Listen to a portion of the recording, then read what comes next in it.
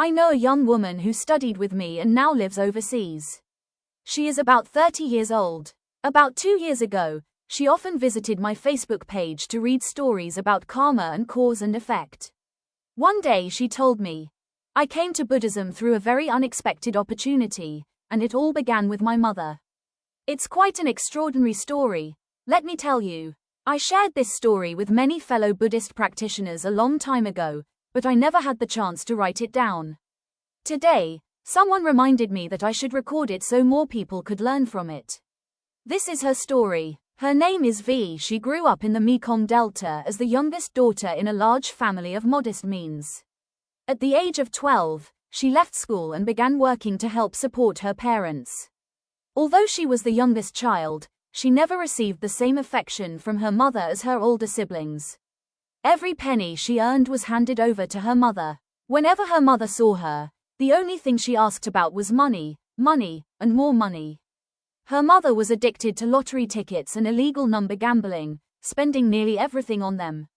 Rarely did she ask how her daughter was doing or show any care or affection. Despite this, V loved her mother deeply. She hardly spent anything on herself, saving every dollar she could to send home. She only knew one thing, that she truly loved her mother.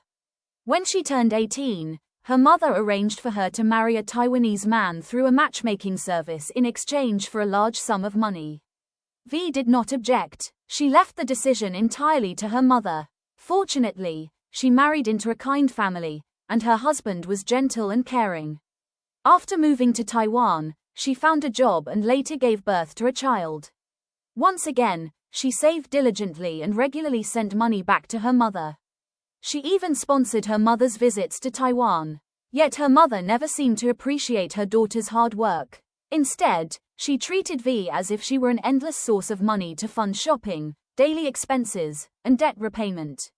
Eventually, after years of constantly being asked for money without ever receiving any genuine love or concern, V reached her breaking point. In a moment of anger, she declared that she would never return to Vietnam to see her mother again. Shortly after making that vow, she became gravely ill, so ill that her life hung in the balance. She was bedridden, and her husband's entire family became deeply worried.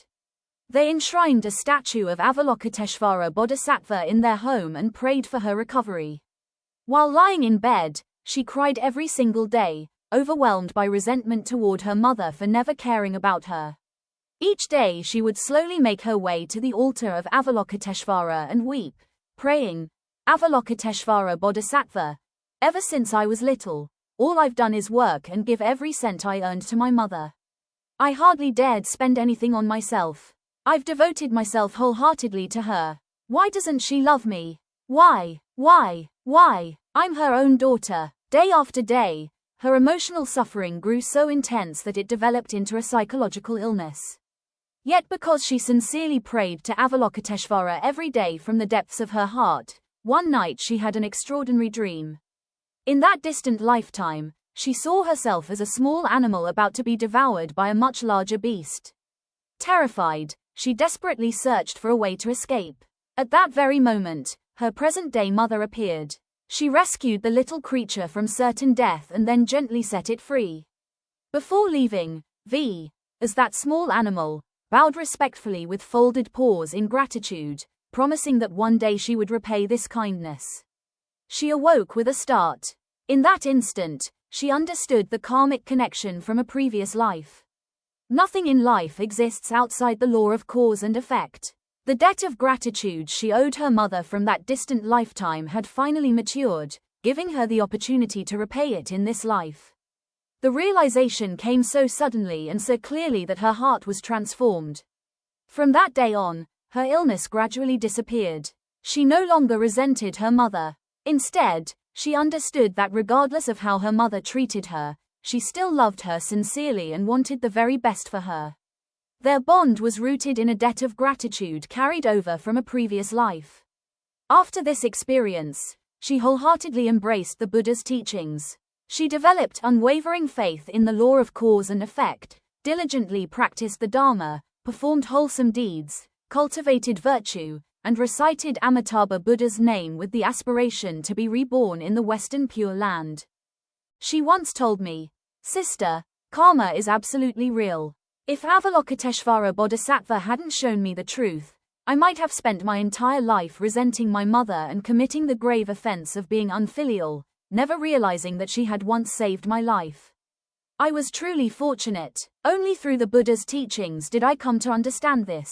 Now I simply encourage her to do good whenever I can. Whether she accepts my advice or not is up to her.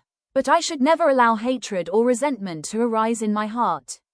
This story is true. I am writing it down today because I hope to share it with fellow practitioners. Sometimes the people closest to us, even family members or dear friends, can cause us tremendous suffering. Yet somehow we still love them, still endure them, and still try to fulfill their wishes.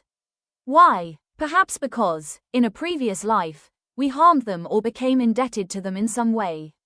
Nothing exists apart from the law of cause and effect. If we fail to understand this, we only make ourselves suffer. We may even turn a debt of gratitude into resentment, transforming benefactors into enemies. If that happens, how many lifetimes will it take before those karmic debts are finally repaid? You may possess wealth, property, power, or social status. Through those advantages you might evade worldly justice after committing harmful deeds. But you will never escape the law of karma. That is the truth. It is not a fabricated story meant to frighten anyone. Whether you believe it or not is entirely your choice, but disbelief only causes harm to yourself. If you wish to know the causes planted in past lives, look at the results you experience today. If you wish to know the results that await you in future lives, examine the causes you are creating in the present. May we all frequently recite, Namo Amitabha Buddha.